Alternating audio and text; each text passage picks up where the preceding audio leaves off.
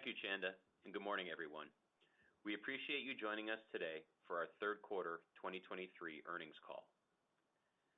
Consistent with our commentary over the past year, as we assess the fundamental drivers of our industries and companies' long-term health and prosperity, namely consumer behavior, new release volume, and the impact of our strategic initiatives, key trends and indicators across all three categories continue to provide a positive outlook for the future.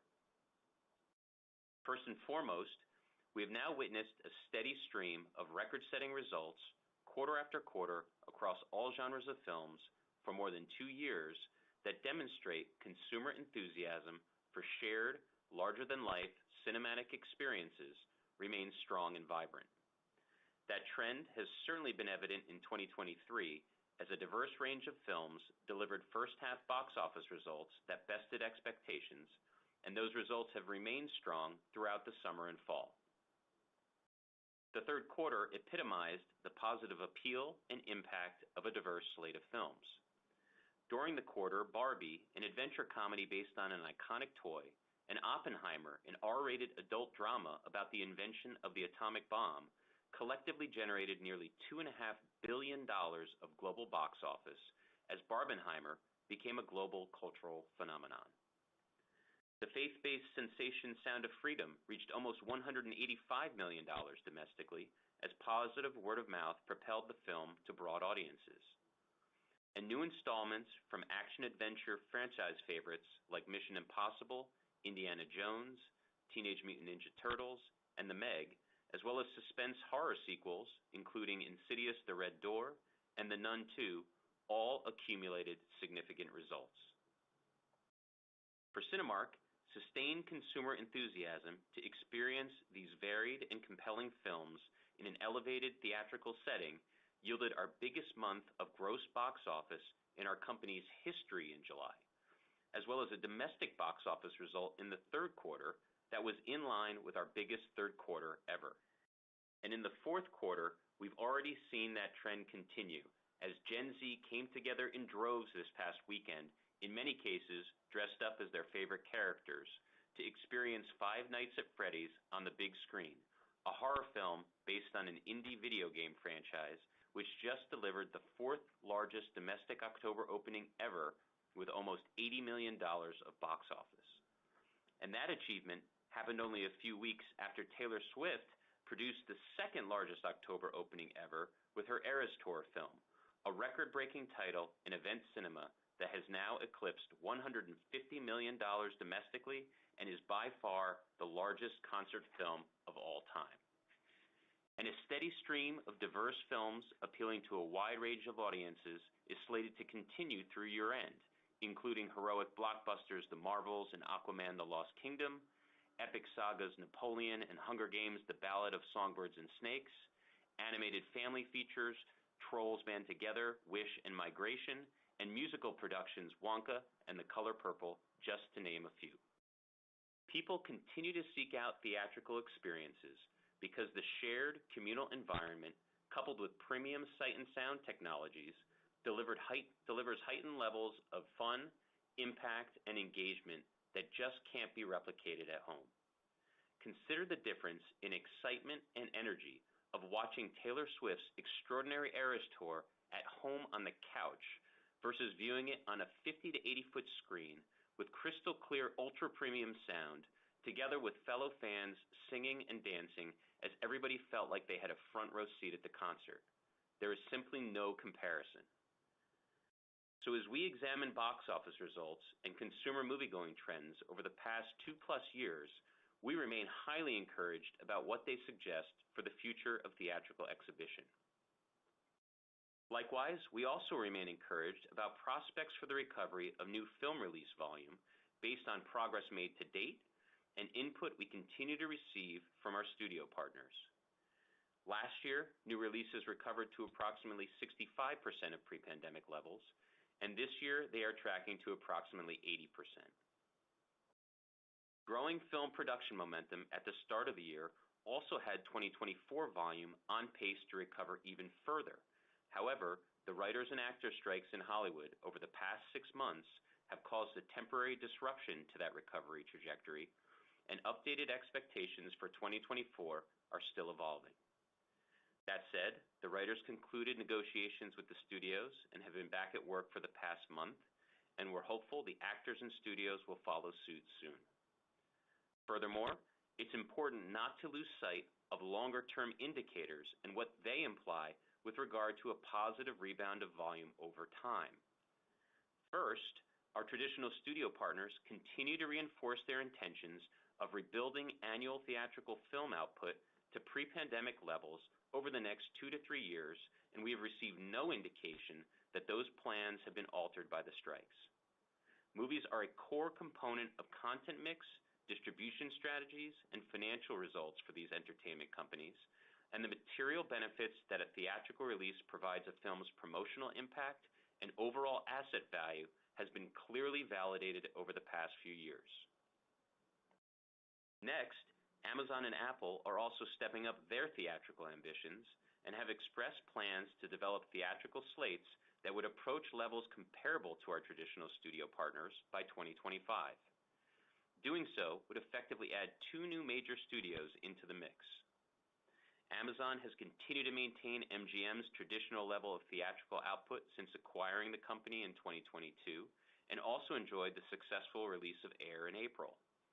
In the fourth quarter, they are releasing the psychological thriller Saltburn, the smart satirical comedy American Fiction, and an uplifting true underdog story about the 1936 U.S. Olympic rowing team called The Boys in the Boat.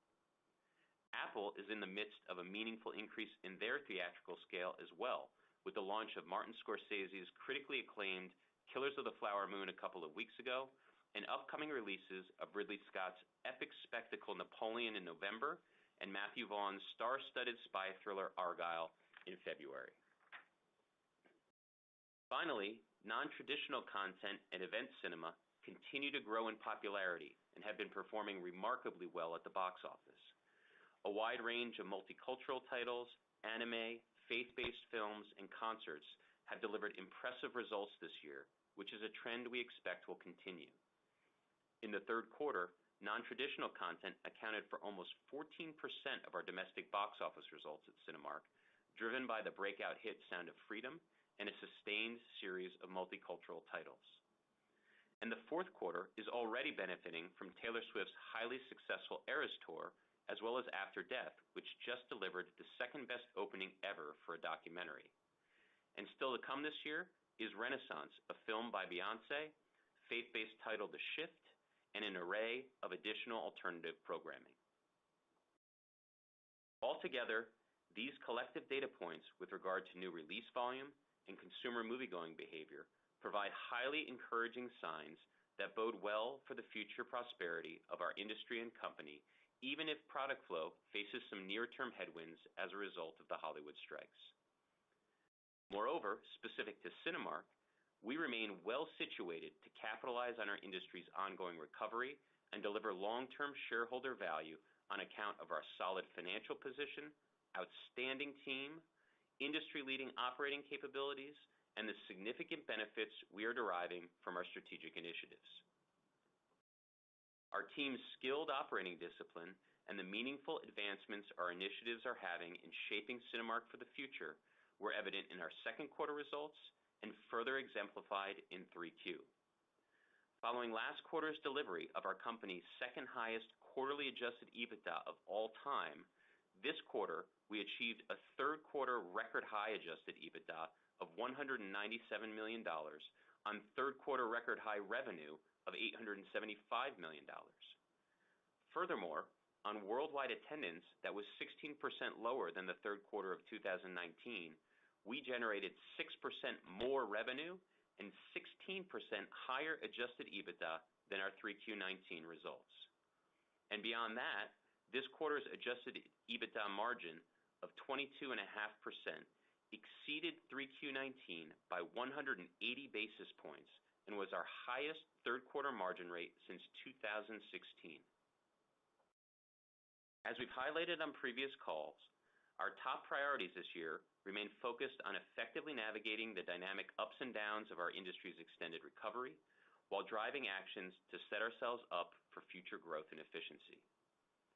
As such, we continue to emphasize near-term revenue and margin generation, staying diligent on expense and cash management, and nimbly flexing based on fluctuating demand forecasts, while at the same time actively working to refortify our balance sheet and investing in opportunities to grow, drive incremental productivity, and further strengthen our circuit.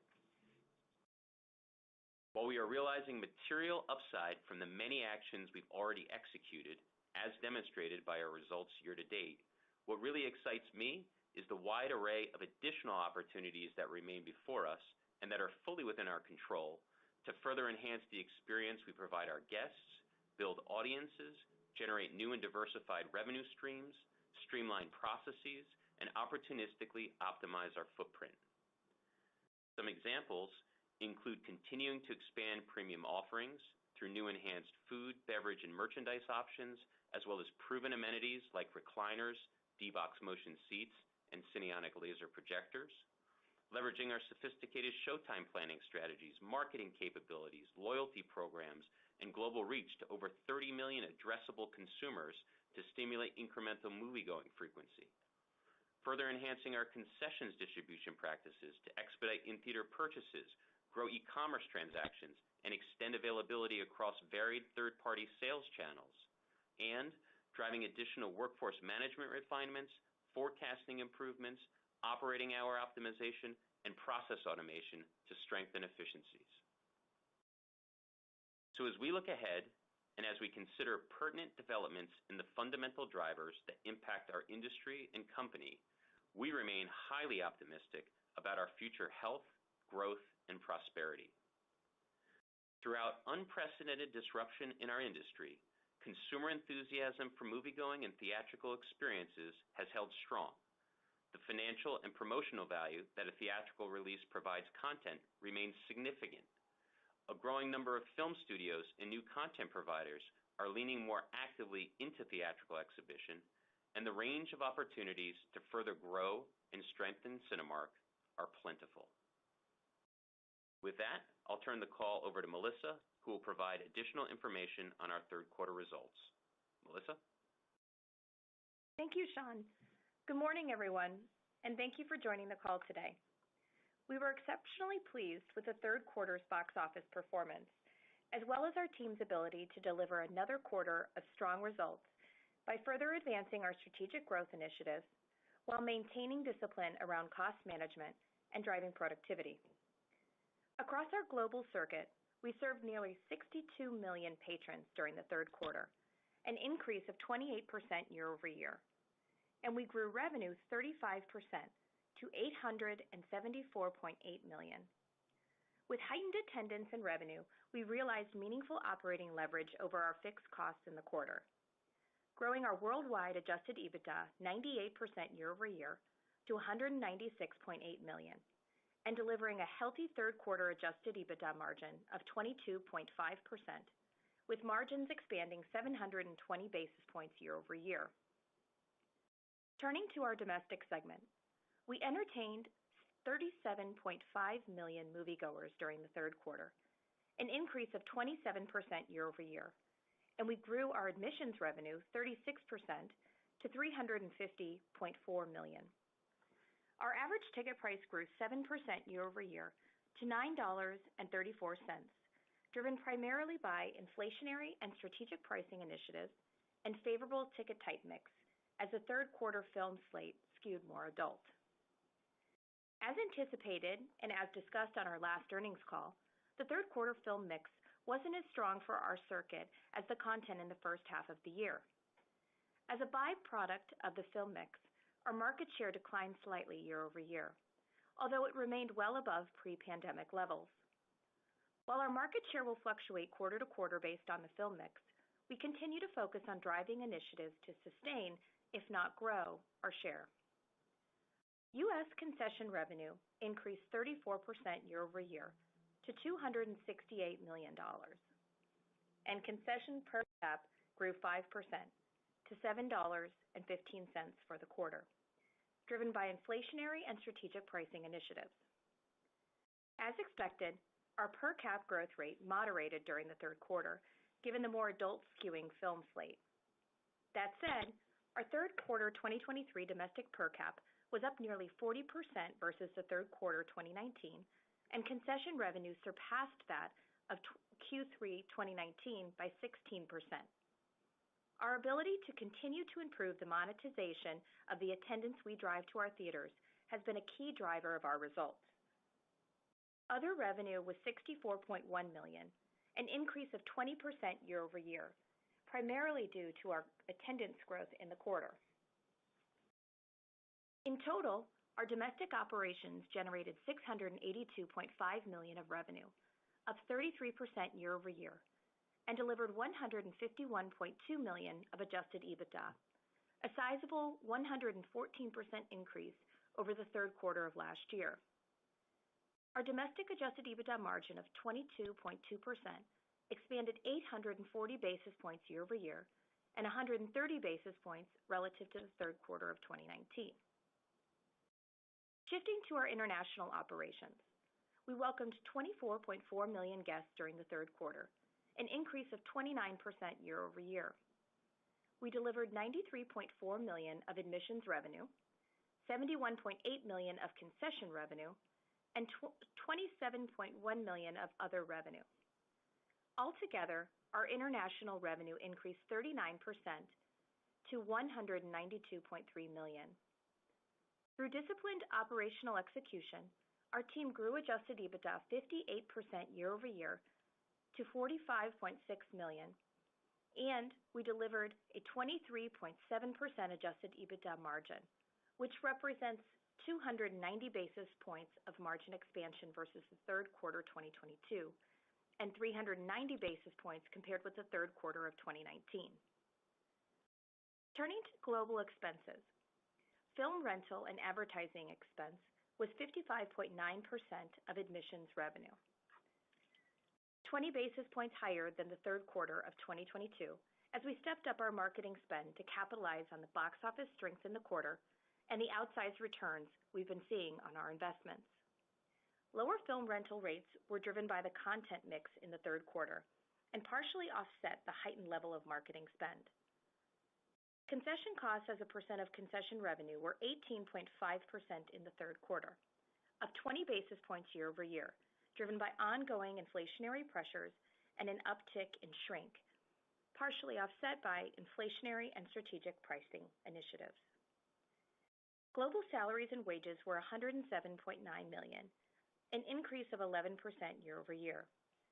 As a percent of revenue, salaries and wages declined 260 basis points, driven by operating leverage due to the higher attendance levels and the benefits realized from our consistent focus on labor productivity, which was partially offset by wage rate pressure and expanded operating hours. Facility lease expense was $84.4 million, an increase of 9% year-over-year. As a percent of total revenue, facility lease expense decreased 230 basis points compared with the third quarter of 2022, as we gained leverage over our lease costs, namely in our domestic segment, where lease costs are largely fixed in nature.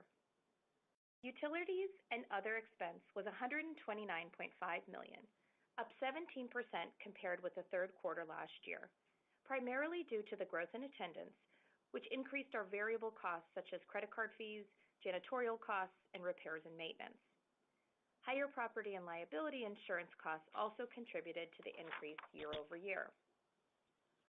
G&A was $48.2 million in the third quarter, an increase of 7% year-over-year. Excluding stock-based compensation, G&A was up 5% in the quarter, driven by incremental headcount to support business recovery in our strategic initiatives, wage and benefit inflation, and our ongoing shift to cloud-based software, which was partially offset by lower professional fees. As a percentage of revenue, G&A declined 140 basis points to 5.5%. Globally, we generated net income attributable to Cinemark Holdings, Inc. of $90.2 million in the third quarter, resulting in diluted earnings per share of 61 cents. Moving to the balance sheet, we continued to strengthen our financial position, generating $50 million of free cash flow in the third quarter and $246 million of free cash flow in the first 9 months of the year to end the quarter with $806 million of cash. We achieved a meaningful milestone in the third quarter with our net leverage ratio reaching our target range of 2 to 3 times for the first time since the pre-pandemic period. Our capital allocation priorities remain focused on strengthening our balance sheet, including delevering, and investing in the long-term success of our company. We consistently invest in our global circuit to maintain and enhance the theatrical moviegoing experience, with $35 million of capital expenditures in the third quarter and a full year 2023 target of $150 million. We continue to expect roughly half of our capital investment this year will be allocated towards sustaining a high-quality circuit, and the remainder to laser projector installations, ROI-generating opportunities, mainly premium amenities, and new build theaters. As we look forward, we will remain flexible regarding our capital expenditures, targeting investment opportunities that meet our disciplined return thresholds while factoring in our box office recovery and free cash flow expectations. As a result of the strength of our balance sheet, coupled with our strong execution capabilities, we are well poised to withstand potential near-term impacts due to the Hollywood strikes. We expect to remain appropriately conservative with our cash and capital allocation in the interim as we await a better understanding of the strike implications on the box office, while at the same time making prudent investments to ensure we continue to position the company for ongoing success. While our post-pandemic recovery may be a bit more prolonged than we had hoped, we remain encouraged that the long-term fundamentals of the industry remain intact. In closing, I'm incredibly proud of the entire Cinemark team for the strong results they continue to deliver. Given our performance over the last few quarters and the ongoing execution of our strategic initiatives, we are optimistic about the future potential of our business once industry recovery stabilizes. Operator, that concludes our prepared remarks, and we would now like to open up the line for questions. Thank you. The floor is now open for questions. If you would like to ask a question, please press star 1 on your telephone keypad at this time. A confirmation tone will indicate your line is in the question queue. You may press star 2 if you would like to remove your question from the queue. For participants using speaker equipment, it may be necessary to pick up the handset before pressing the star keys. Again, that's star 1 to register a question at this time.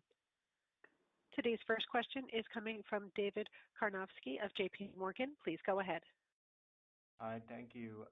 Sean, I know the actor strike's still ongoing, but, assuming production didn't start until early next year, how do you kind of gauge at this point the impact to 24 or even 25 supply and what kind of strategies do you think the industry has to deal with shortfalls of supply?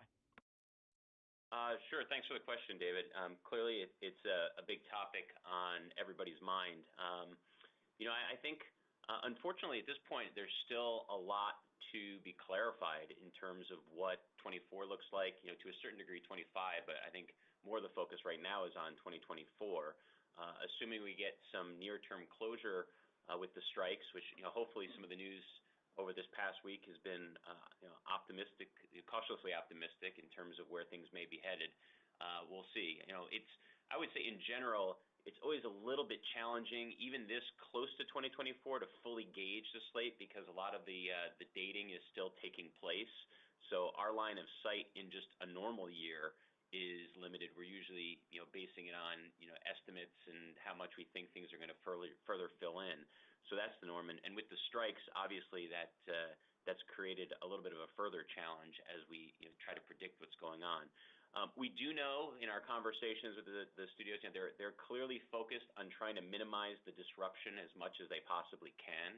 I think for everybody's benefits, they're trying to do whatever they can to do that, and that's clearly going to be a big focal point as all the production schedules get sorted out once the strike is resolved. But at this point, I'd say we're still a bit in a waiting game here just to see when things ultimately conclude and then how those schedules play out and what it ultimately means for next year.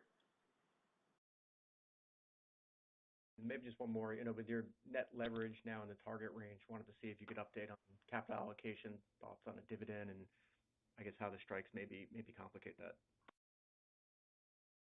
Sure. Thanks for the question, David. So in terms of capital allocation, so we did achieve, as you mentioned, our net target leverage ratio of 2 to 3 times for the trailing 12 months ended 9/30. But I would expect for us to continue to be conservative regarding capital allocation in the near term while we await better insight into the implications of the Hollywood strikes on the 2024 box office. Near term, our priorities will continue to remain centered around strengthening our balance sheet, which includes delivering, and then making the right investments to position the company well for the long term. Now, that said, with respect to your question on the dividend, we do expect to remain conservative at this stage, but it is worth pointing out that those are active conversations that we have around capital allocation, around our balance sheet with our board. Those are ongoing conversations, including potential timing of reinstating the dividend. But ultimately, the dividend was a significant aspect of our capital allocation priorities prior to the pandemic and will remain a key consideration as our box office and cash flows continue to recover. Great. Thank you. Thanks, David. Thank you. The next question is coming from Eric Handler of Roth MKM. Please go ahead. Good morning, and thanks for the question. You talked about your sort of revenue-generating CapEx. Premium amenities remains at the forefront. Where do you still have opportunities with premium amenities? Are there new initiatives? Is still a lot of backfilling going on with theaters? Where are you there? Sure. Thanks for the question, Eric. We still see a range of opportunities in premium amenities. I mean, some of it is continuing to pursue the types of initiatives that we've been pursuing for a while. So, looking at further installation of D-Box motion seats, screen formats, laser projectors, even recliner seats to a certain degree, although nowhere near where we were before, given that our circuit's almost 70% reclined at this point. So there's a range of those types of things. I would say also just investing in further enhanced food offerings and things of that sort. We continue to test and have success with just new types of options in our theaters. So there's different even technologies in the sense of distributing that food to simplify purchase and things of that sort, which can help. So there's a range of things like that. I would say beyond that too, with regard to broader CapEx, we continue to look at what other opportunities there ultimately will be for expansion and things of that sort. So that does come into play. Clearly, that's a bit of a balancing act right now with just where things continue to progress with recovery and our cash flow levels and other objectives with refortifying our balance sheet. But it's clearly on the mind as we look to continue to strengthen our circuit going forward. Great. And just as a follow-up, when I look at your international recovery, particularly Brazil, it seems like it's been a while since we've seen a Brazilian movie, local language movie, actually break out and do well. And, we've seen that a number of times in the past. I'm curious, sort of what's the state of the movie industry in Latin America right now? It's a great question. I would say big picture on the state of the movie industry, it's been positive. I think, in terms of, I'll just talk specific to the theatrical space, exhibition has recovered to a level, I'd say, comparable with the rest of the U.S. or the rest of the world. In terms of moviegoing, there's even pockets of LATAM like Argentina where we're seeing moviegoing behavior match pre-pandemic levels, and even exceed that in certain circumstances. So I'd say, while the whole region lagged the rest of the world a bit in terms of its recovery during periods of the pandemic, it certainly has caught up. One area that still is definitely lagging has been local production. To your question on Brazil content, we've seen that in some of the other countries as well. That has been slower to come back. We know that here in the U.S. and Hollywood, the studios have been working to replenish their backlog of films and get overall volume back to where it was pre-pandemic. It's been a slower slog internationally throughout LATAM. Now, we're starting to see some signs of that picking up. We know that, particular to Brazil, there's focus on trying to breathe some more life into an activity into local production activity. It's something that even the government is focused on down there.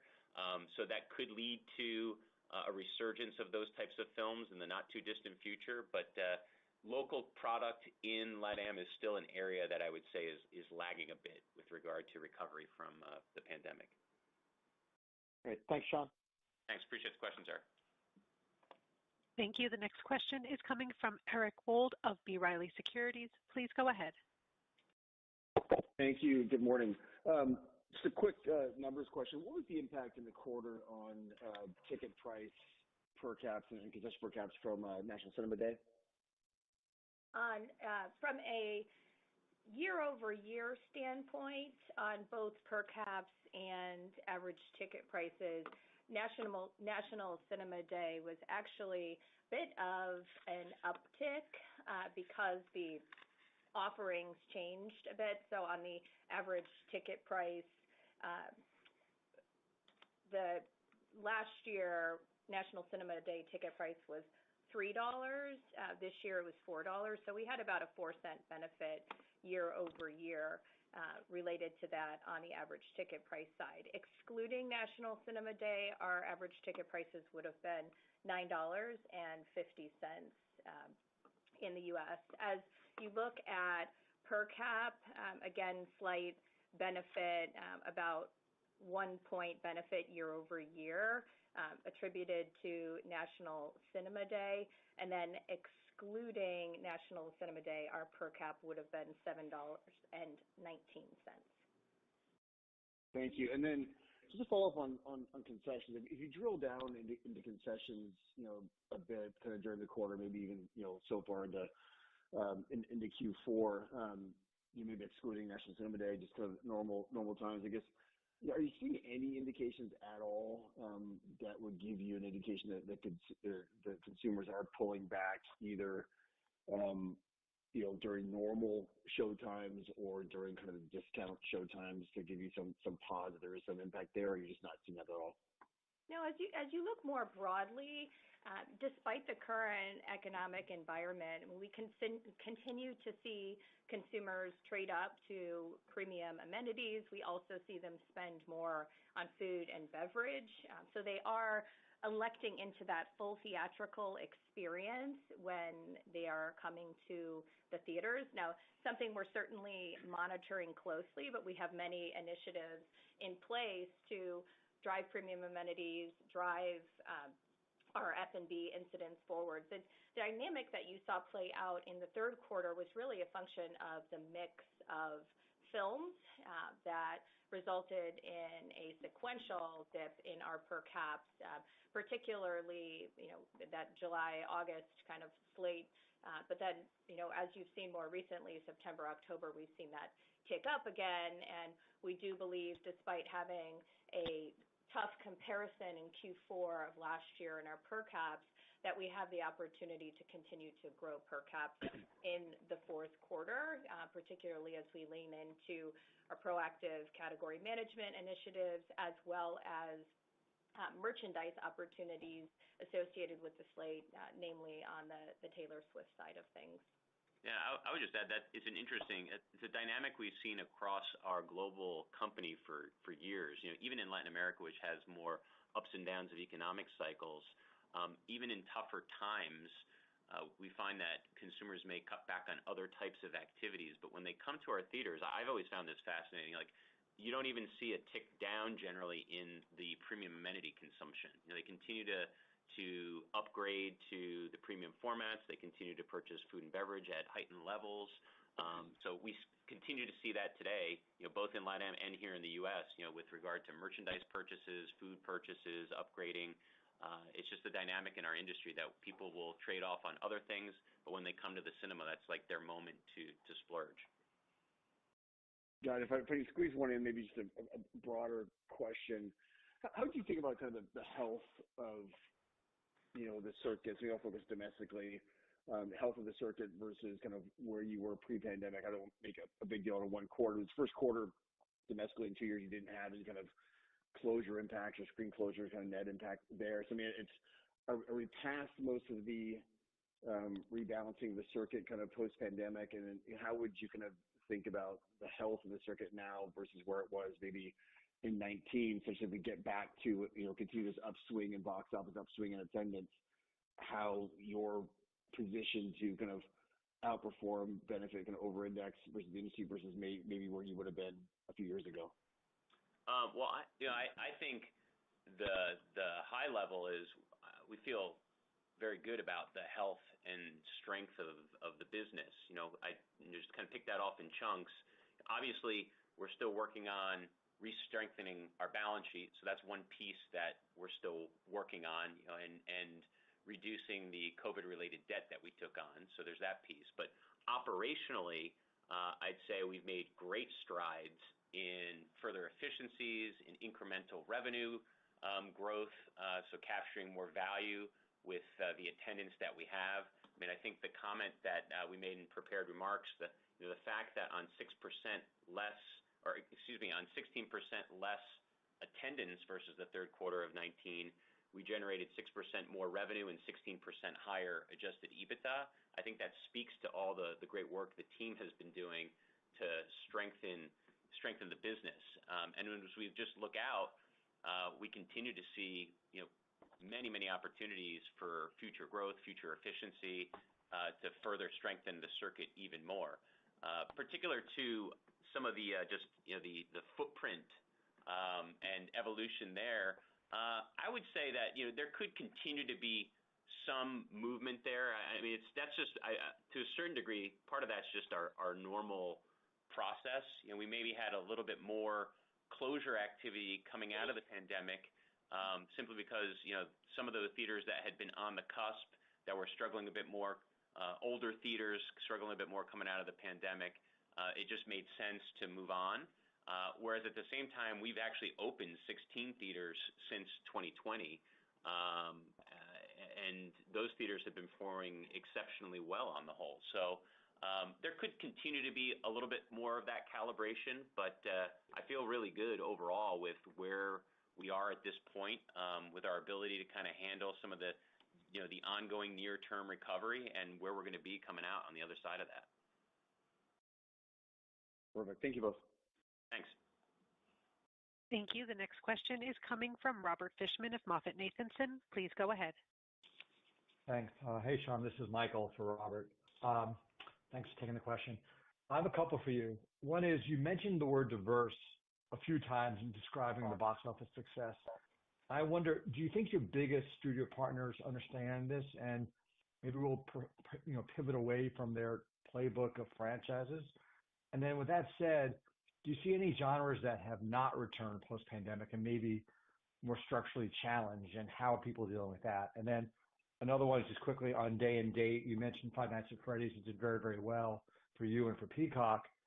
Is this the beginning of maybe a change? And are you rethinking perhaps can we coexist with day and date releases in certain genres? So thanks. Sure. Well, thanks for the questions, Michael, and welcome. Pleasure to have you on the call. Thanks, Sean. As far as the diversity of content goes, I do think that our studio partners recognize that. Clearly there's a focus by those studios on some of the larger tentpole films and franchises. One, because of the significant financial value they can provide, but also just from the overall risk equation. Once you get a hit, you can kind of ride that out for a while. So those are great brand drivers for many of these companies. They extend further into their company with other parts of the business that can contribute value. But at the same time, I mean, we've generally seen them sustain their diverse offerings. And as we continue to see a lot of those types of films work, we think it's just going to continue to encourage them to put more of that out. I would also say the evolution of a more flexible window, I think, has also improved the risk management of those types of titles. As the studios know now that, hey, in success, those films can run really long. If it doesn't work and doesn't connect with audiences, there's a way to offset some of the downside and get into the home faster. That flexing actually can also lead to them being willing to take more chances in some areas where the risk model had become a bit more challenged prior to the pandemic. As far as any genres or segments in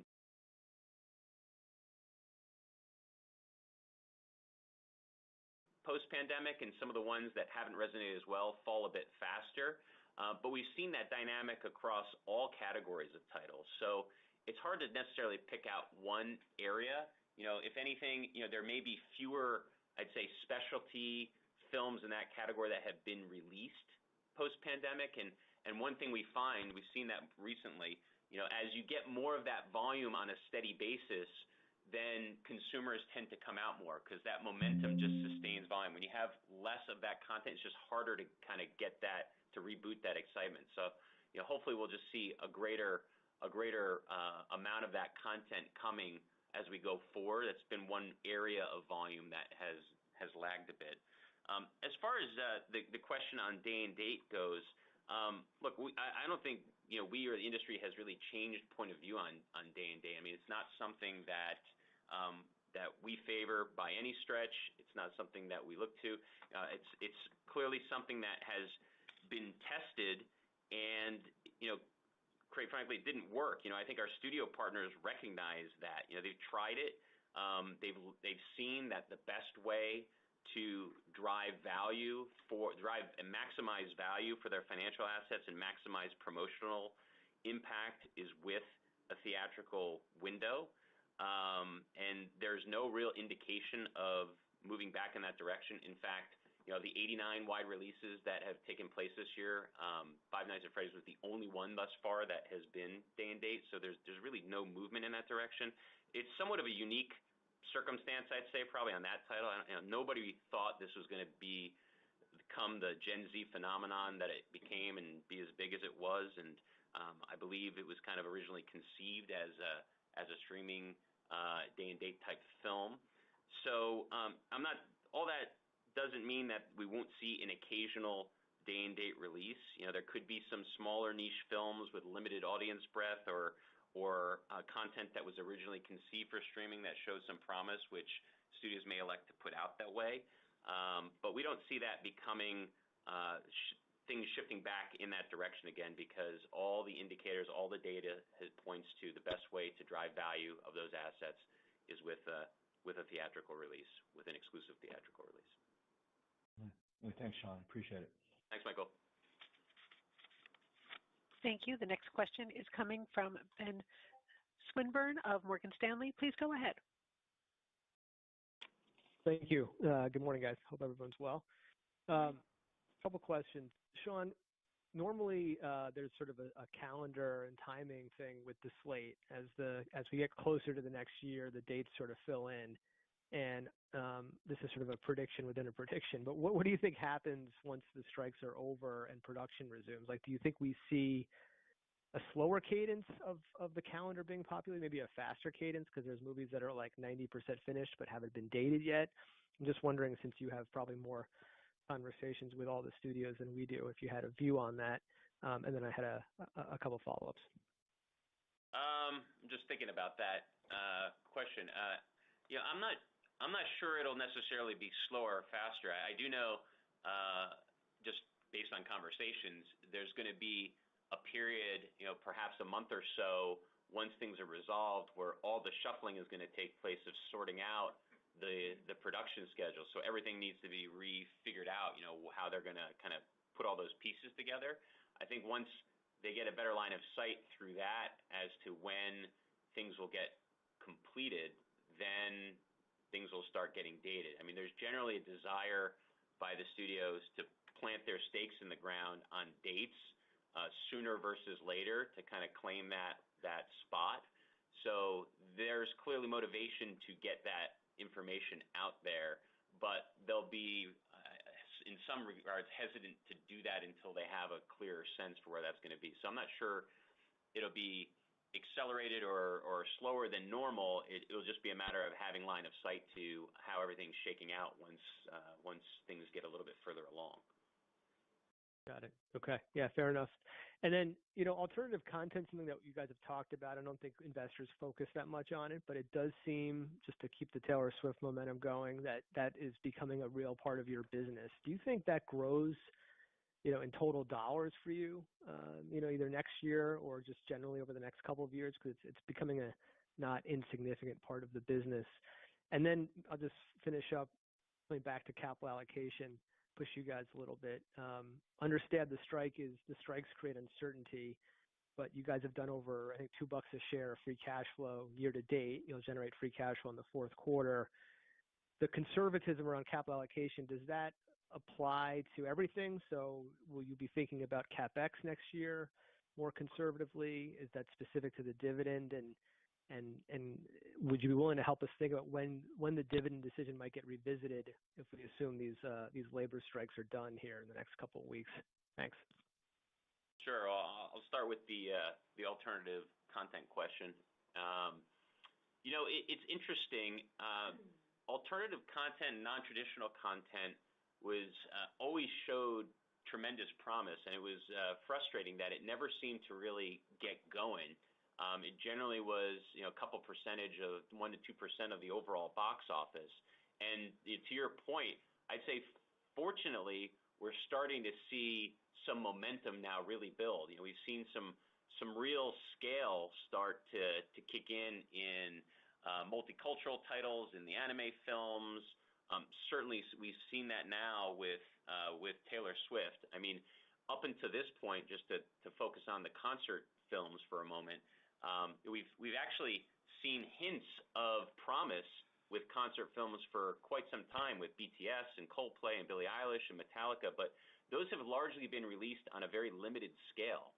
And I think Taylor just blew the door off the place with the huge success that she just had with her Eras tour. And it was phenomenal for fans in terms of having access and being able to relive the moment of that tour in theaters. It was like having, again, a front row seat at the concert. If you're a music artist, I've always wondered, if you're a music artist and you saw that, I don't see how you could not want to do that going forward, both to give your fans that opportunity and also just to extend the value of these tours that they've poured so much time and effort into. So we're definitely optimistic about more of that. We've seen what they can do. I think others have seen what that can do, and it's growing. So I certainly do think that we could continue to see more and more success here. Faith-based films, we've had some huge results there with Jesus Revolution and Sound of Freedom and The Chosen. We continue to see big results getting posted in that category. I mentioned the multicultural content with the Indian films and South Asian titles. So yeah, I think we're definitely seeing that. Part of the percentage of box office that we're seeing the uptick, I mean, year to date for us, it's been tracking about 10%. Part of that is just based on overall recovery of volume. So we think as more traditional films recover, that may go down a bit, but we could certainly see this starting to get to a place where we're looking at 5%, maybe a little bit more of overall box office over the years and continued growth. Yep. And then I'll take your question, Ben, around the conservatism on cash and kind of how we're thinking about capital allocation. So I'll start with the CapEx side. So as we look forward, this is an area where we will continue to be flexible with our capital expenditures. We're certainly going to factor in our expectations around box office recovery and cash flow generation.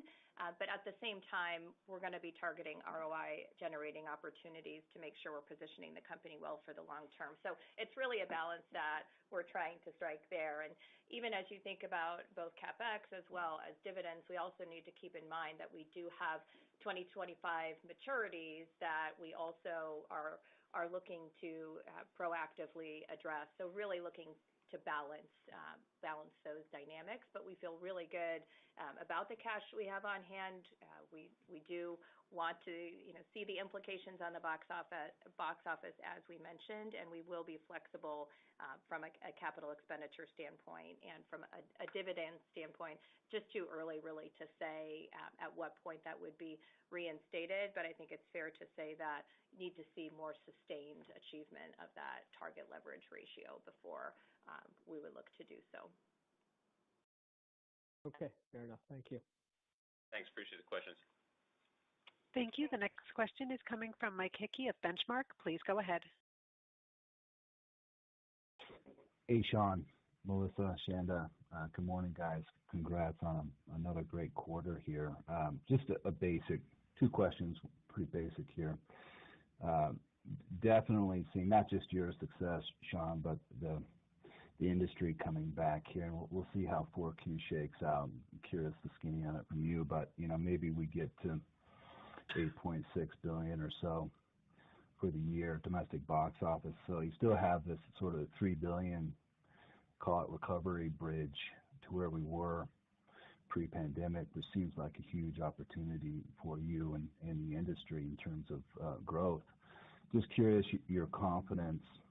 I know film product's a big piece of the equation, but just broadly speaking, Sean, your confidence that you can kind of cross that recovery bridge to where we were and sort of you've really optimized the model here. Just again, curious your margin opportunity when you cross that recovery bridge to sort of where you were pre-pandemic, because it looks like your margin profile could be higher.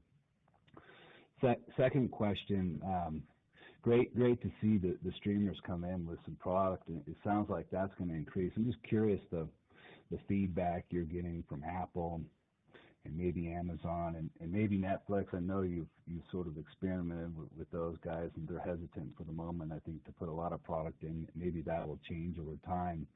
Just curious what Apple and your other streaming partners are saying in terms of the success or not they're getting from the box office. You look at some of the films, it's not like they're putting up massive numbers, but I think there's more than just that in terms of what's important for their ecosystem in terms of how they leverage the theater.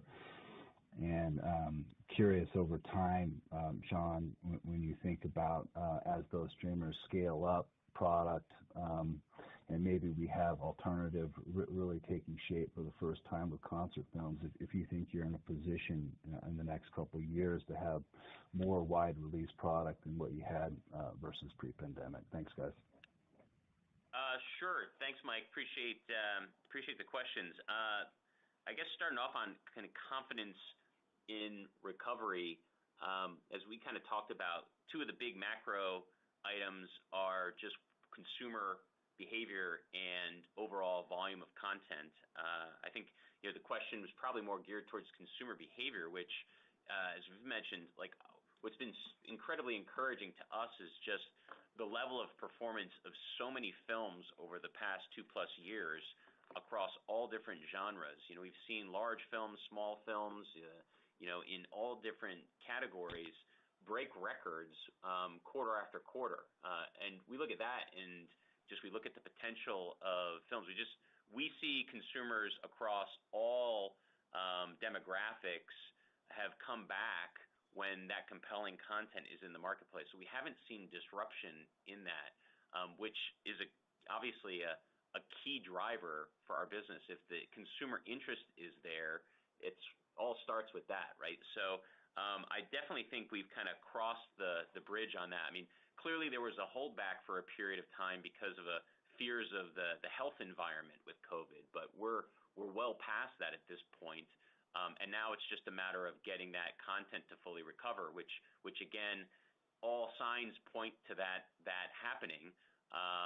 It's just taking a little bit of time. Clearly the whole production process was first disrupted by the pandemic, so we're still working through that, or the studios are still working through that, and now the strikes have caused another blip.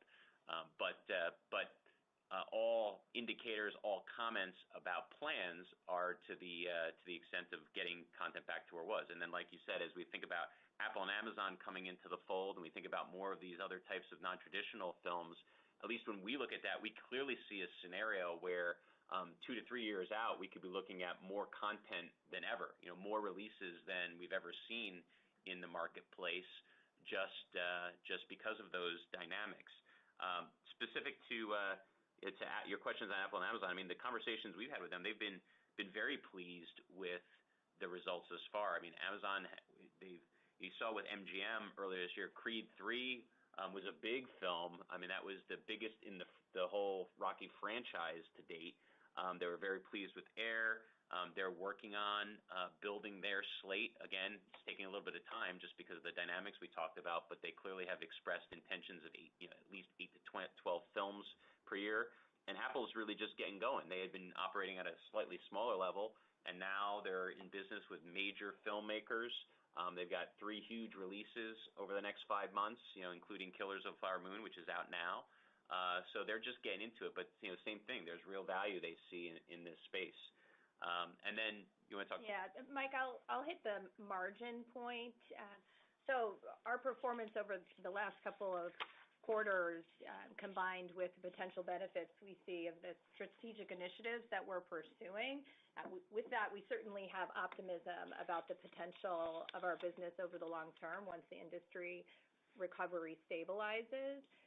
We do have many revenue generating as well as cost mitigating initiatives that we are pursuing to try to return to pre-pandemic margin levels on a full year basis, and we're certainly working diligently to try to do so. As you know, the primary drivers certainly of go forward margins are going to be attendance and box office, but there are other factors beyond that, like market share per caps and average ticket prices that we'll need to see whether those remain at elevated levels, as well as our ability to offset further inflationary headwinds that we may see and the overall value that we're able to deliver from our strategic initiatives. But certainly optimistic based on what we've been able to deliver over the past few quarters. Thank you. Thanks, Mike. Thank you. The next question is coming from Jim Goss of Barrington Research. Please go ahead. All right, thank you. Sean, you mentioned earlier showtime planning capabilities among some of the other operating efficiency efforts you might make. And I was wondering, are you looking at, say, fewer screenings per day when attendance is light, or more screen allocation when movies are hot? I know traditionally you've done that quite a lot, but I wonder if you've been able to sort of condense the time the platform is in use, if that's necessary. And how are those decisions influenced by studio agreements and mandates? And what is the perceived value creation on either the revenue or cost side from such efforts? Great question, Jim. I guess the short answer is, we are doing all of those things. What we've continued to do is just enhance our capabilities with that. We were using a tremendous amount of data at a very low level, theater by theater, by day part, to really hone in on what is the optimal overall window, showtime window throughout the day, as well as, we talk about showtime optimization. How do we pack more overall showtimes into that window? So conversation with the studios are, even if we may wind up having some shorter windows based on demand in a particular weekday, we're able to get more shows within that time frame, which still can deliver real success. So that's, I think, it's one of the many things we're doing to help our overall efficiencies and margins, is we're looking at profitability by really hour and day part, so we can kind of hone in on forecasts for demand, forecasts for attendance, and whether or not we should be open or whether we should be condensing the schedule in a given day. So there's still plenty more things we're working on in that regard, but we've advanced it significantly over the last few years, and it's one of the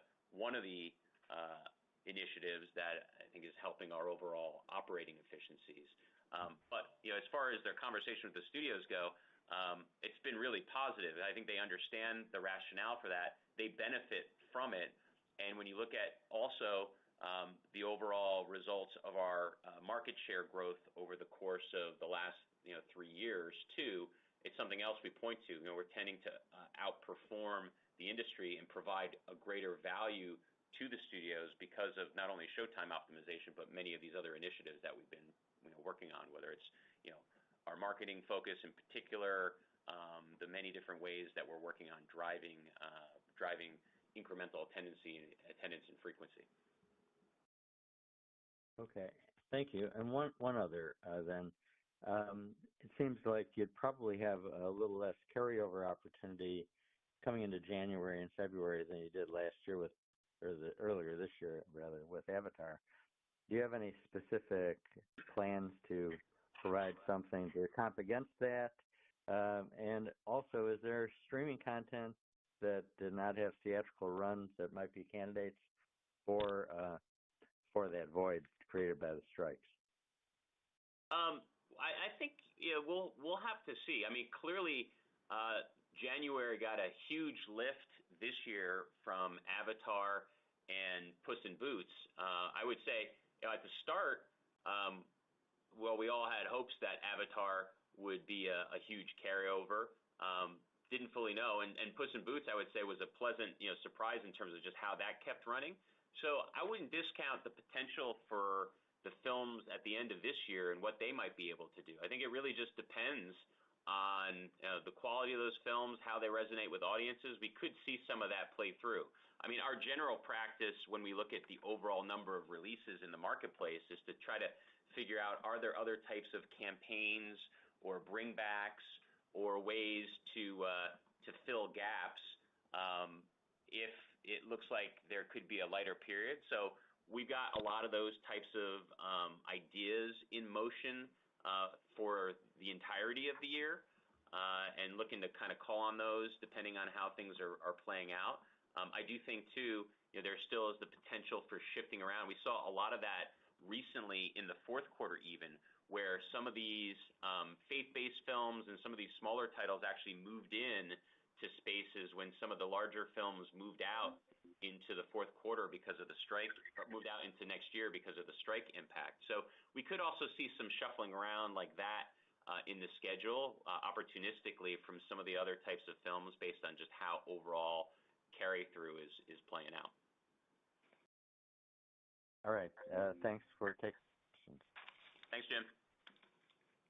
Thank you. The next question is coming from Steve Cahall of Wells Fargo. Please go ahead. Hi, good morning, guys. This is Omar. Just a quick one on maybe Sean first on in the event that several films move out of 2024 and this hypothetical scenario, but and box office is down year on year. What levers can you pull to lower your fixed cost structure, and how are you better positioned now to deal with production disruptions versus pre-pandemic? And Melissa, you alluded to market share in the U.S. being down sequentially. I know you talked about, just the film slate didn't resonate with your audiences. How should we think about the slate in 4Q? And how does that sort of aligns with your demographics and your footprint? Any color there would be helpful. Thank you. Thanks for the questions, Omar. As far as next year goes, I mean, I guess you were kind of talking about a scenario where, in the event box office is down, how would we, react to that from a fixed structure in general? I would say we've certainly developed and enhanced our ability to flex and adapt to a more dynamic environment over the course of the pandemic. I mean, we've just seen a lot of the ups and downs month to month, quarter to quarter, and that's necessitated a lot of flexing in order to maintain operating efficiencies and maximize cash flows and margins. So I think we've definitely strengthened and honed our muscles in that regard, and we've continued to operate that way. It's another reason, I'd say, for the types of results that we've been able to deliver this year in terms of our financial performance.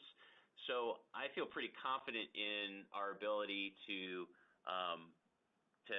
navigate through a scenario like that if it should play forward. I mean, to be candid, for our own internal planning purposes, like we always do, we're running a range of scenarios of how things could play out so that we're well ahead of that and ready to respond to next year. So in terms of varying degrees of volume, and then we'll hone those in as we have more definitive information on how that plays out. So I feel really good about our capability to navigate through, deal with those headwinds and prosper long term.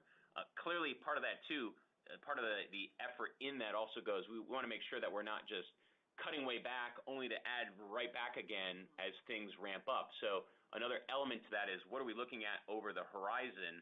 Is this just really a short-term blip, or do we think it could be a little bit more extended? So that also will come into play in terms of some of the decision making we go through in that process. Yep.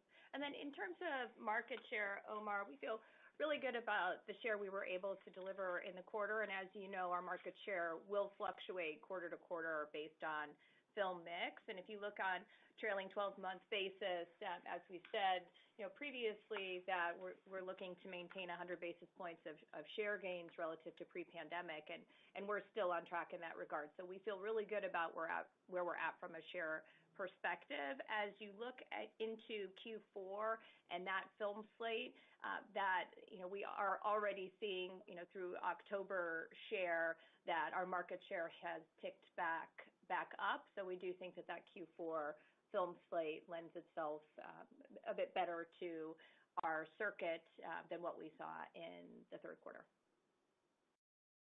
Great. Thank you, guys. Appreciate it. Thank you.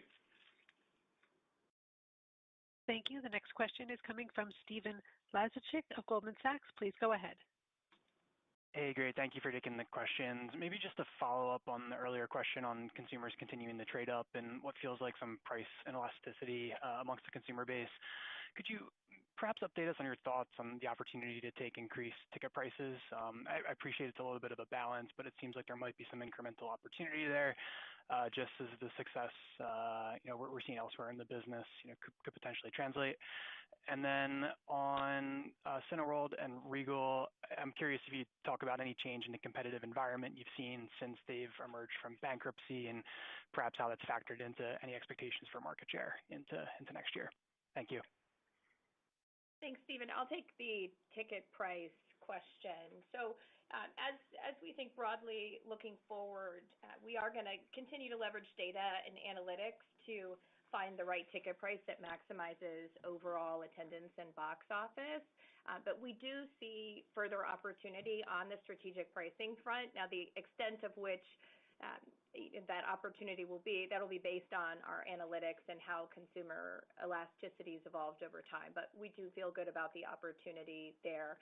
The one thing to keep in mind is that film mix will also always play a role in our reported average ticket prices going forward. So the extent of child tickets, premium formats, specialty content such as the multicultural films and concerts that have higher ticket prices associated with them, we'll have to keep that in mind as well.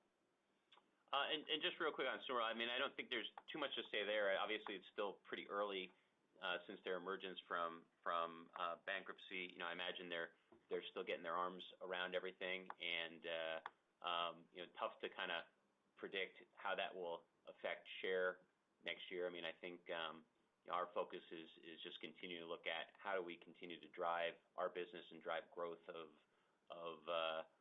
our circuit.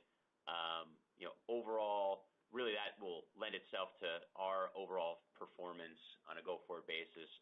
Obviously there's varied dynamics that can affect overall share results, but it boils down to our attendance growth and our overall efficiencies in terms of our results and potential. Got it. Thank you very much. All right. Thank you. Thanks, Stephen. Thank you. At this time, I'd like to turn the floor back over to Mr. Gamble for closing comments. All right. Well, thank you all again for joining us this morning. In closing, I'd just like to say that I'm incredibly proud of our Cinemark team and the tremendous progress we've made over the past few years, navigating our industry's recovery and advancing our strategic initiatives, as we've talked about, the significant impact of which is reflected in our financial results. We are well positioned at Cinemark to handle any near-term headwinds in product flow that have been caused by the Hollywood strikes. And we believe our performance year to date provides a window into our strong growth potential as film volume more fully recovers over the coming years.